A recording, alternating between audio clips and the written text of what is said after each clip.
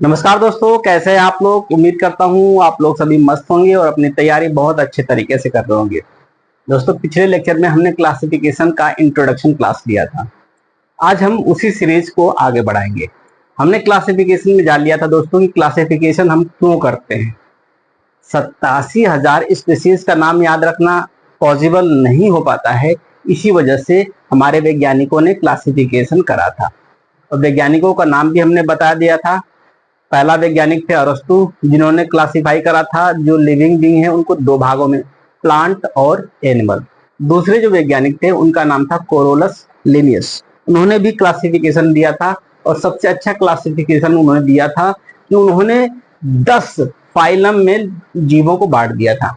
और फाइलम यानी संघ में वे जीव आते हैं जो समान स्ट्रक्चर, समान फंक्शन, समान समूह और समान परिवेश में रहते हैं, उन्हें एक फाइलम में रख दिया था उन्होंने।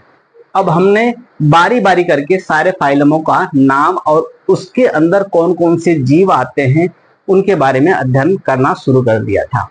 हमने सबसे पहला फाइलम देखा था फाइलम प्रोटोजोआ, ध्यान देना।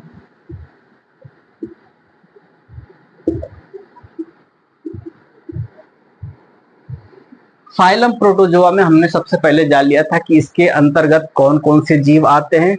इसके अंतर्गत यूनिसेलुलर ऑर्गेनिज्म आते हैं, जिसके अंदर अमीबा, पैरामीशियम, यूग्लिना वगैरह वगैरह जितने भी जीव होते हैं, एक कोशिकीय जीव वो आते हैं।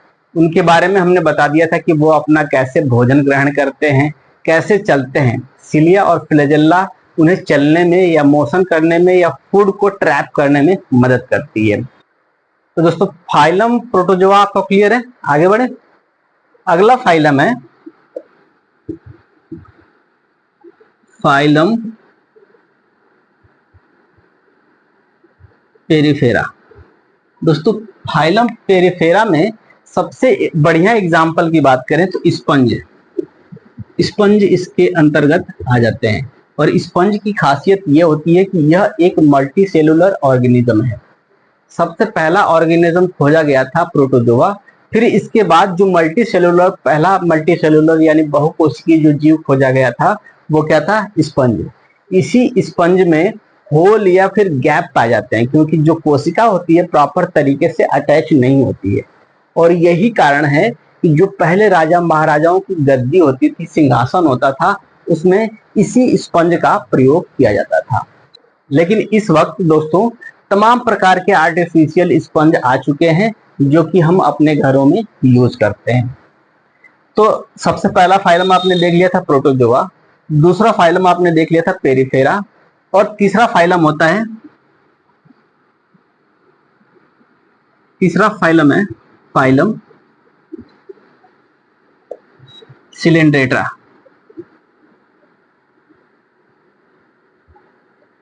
फाइलम सिलेंड्रेटा दोस्तों, फाइलम सिलेंड्रेटा में क्या आता है ये जान लेते हैं। आपने देखा होगा समुद्र में इस तरह का संरचना होता है, ऐसे लगभग ऐसी संरचना होती है, इसको बोलते हैं जेलीफिश।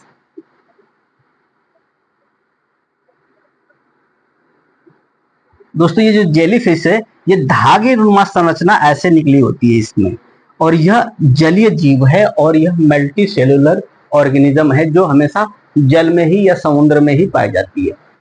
तो ये जो जेलीफिश है दोस्तों, हालांकि ये फिश लिखा गया है लेकिन फिश है नहीं।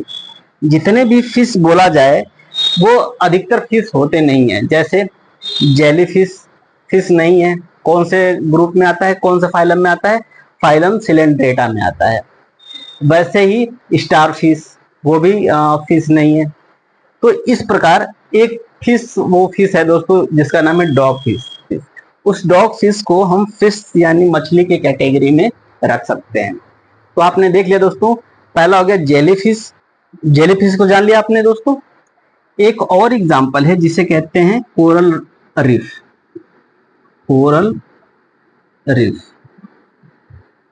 जिसे हिंदी में मूंगा भी बोलते हैं। क्या बोलते हैं? मूंगा बोलते हैं। तो मूंगा जो होता है वह समुद्र के सबसे निचली सतह पर पाया जाता है, और यह इस प्रकार का ऐसा रंग बिरंगा जीव होता है जिसे बड़ी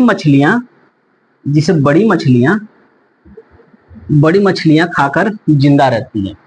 एक चीज और ध्यान देना दोस्तों, यह अपने बेस पर कैल्शियम कार्बोनेट की एक परत बनाता है।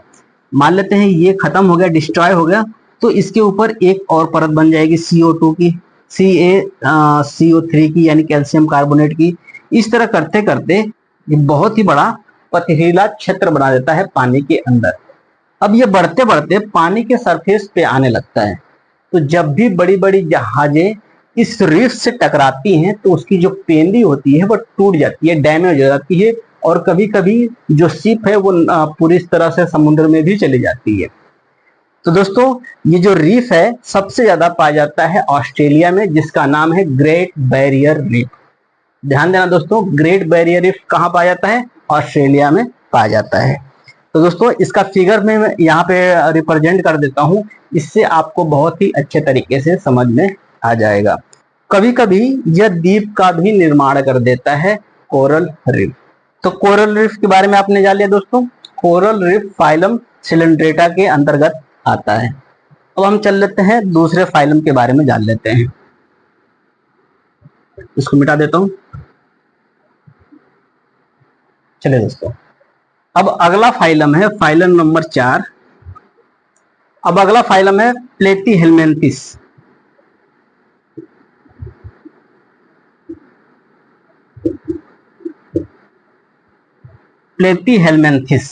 प्लेटीहेल्मिन्थिस जो फाइलम है दोस्तों, इसके अंतर्गत दो चीजें मुख्य रूप से आते हैं। पहला है, यहां पे लिख देता हूं, पहला है टेपवार्म और दूसरा है फ्लैटवार्म। टेपवार्म और फ्लैटवार्म जो आते हैं वो किसके अंतर्गत आते हैं? प्लेटीहेल्मिन्थिस के अंतर्गत आते हैं। होता क्या है दोस्तों, ये जो टेपवार्म होता है यह एक प्रकार से बीमारी फैलाने वाले जो है ऑर्गेनिज्म होते हैं। यानी प्लेटीहेल्मिन्थिस के अंदर जो जीव आते हैं वो बीमारी भी फैला सकते हैं। यदि फिगर की बात करें दोस्तों, जो टेपवार्म है वो इस तरह का कुछ संरचना होती है इसकी। हालांकि ये मुंह नहीं है, ऐसे है, ध्यान देना। और ऐसे इस तरह का संरचना होता है। ये कौन सा है? ये है टेपवार्म। यदि फ्लैटवार्म की बात करें तो फ्लैटवार्म फ्लैट यानी चपटी तरह की आकृति होगी, चपटा होगा, और ये भी लगभग ऐसे ही होगा। ठीक है, तो ये रहा टेपवार्म और ये हो गया फ्लैटवार्म। इसकी आंखें वगैरह भी पाई जाती हैं। ठीक है, हालांकि सांप की तरह होता है लेकिन सांप नहीं होता है दोस्तों। ठीक है, तो आपने जान लिया प्लेटीहेल्मिन्थिस यह बीमारी फैलाने वाले होते हैं। यह ज्यादातर आंतों में पाए जाते हैं। टेपवार्म जो होता है वो आंतों में पाया जाता है और आंतों में आने की वजह से डायरिया जैसे खतरनाक बीमारी पैदा कर देता है। अब हम आगे चलते हैं। आगे वाला जो फाइलम है वह है फाइलम एस्केल्मेंथिस।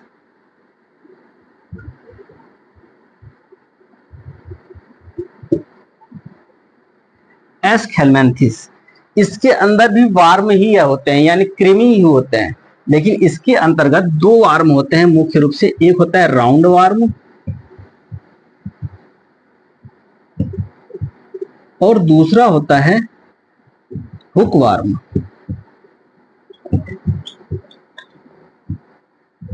तो दोस्तों ये रहा वे फाइलम जो स्टूडेंट को काफी तंग करते हैं, ज्यादातर याद नहीं हो पाते हैं।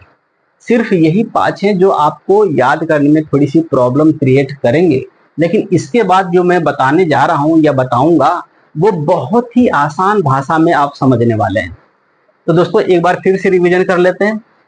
पहला फाइलम है प्रोटोजोआ, इसके अंतर्गत अमीबा, पैरामीशियम, यूग्लिना वगैरह आ जाते हैं। दूसरा फाइलम है फाइलम पोरिफेरा, इसके अंदर स्पंज आते हैं। यह एक मल्टी सेलुलर ऑर्गेनिज्म होता है जिसकी कोशिकाएं बिल्कुल दूर दूर होती हैं और यह स्पंज यानी गद्देदार होता है। इसको हम सोफा वगैरह में पहले यूज करते थे। तीसरा फाइलम है फाइलम सिलेंड्रेटा, इसके अंतर्गत हाइड्रा, कोरल रीफ और जेलीफिश आ जाती है। कोरल रीफ और जेलीफिश, दोस्तों हाइड्रा भी होता है। हाइड्रा जो होता है, यहाँ पे बता देता हूँ। हाइड्रा मैंने बताया था दोस्तों, जब मैं रिप्रोडक्शन पढ़ा रहा था तो वहां पे बताया था कि जो हाइड्रा होता है, जो रिप्रोडक्शन करता है वो बडिंग के थ्रू करता है, जिसे हिंदी में मुकुलन बोलते हैं। क्या बोलते हैं? मुकुलन बोलते हैं। ऐसा संरचना होता है, ऐसी संरचना होती है और ऐसे धागे वगैरह टाइप के निकले होते हैं ऐसे। ये क्या है? हाइड्रा होता है। ये किसके अंतर्गत आता है? फाइलम सिलेंड्रेटा के अंतर्गत आता है। और जब ये मुकुलन करने वाले होते हैं, यदि यहां से हम काट देते हैं या यहां से काट देते हैं तो यह पार्ट भी एक नया प्लांट बन जाता है, नया जीव बन जाता है। ठीक है, ये भाग भी एक नया जीव बन जाता है, ये भाग भी एक नया जीव बन जाता है। और यह कभी मरता नहीं है, नेवर डाई। यह कभी मरता नहीं है। बात कर लेते हैं फाइलम प्लेटीहेलमिन्थेस। इसके अंतर्गत टेपवार्म और फ्लैटवार्म आ जाते हैं। अगला फाइलम है फाइलम एस्केहेलमिन्थेस। इसके अंतर्गत राउंड वार्म और हुक वार्म आ जाते हैं। तो दोस्तों आज के लिए बस इतना ही। मिलेंगे कल नए उमंग, नए तरंग और नए जोश के साथ। तब तक के लिए जय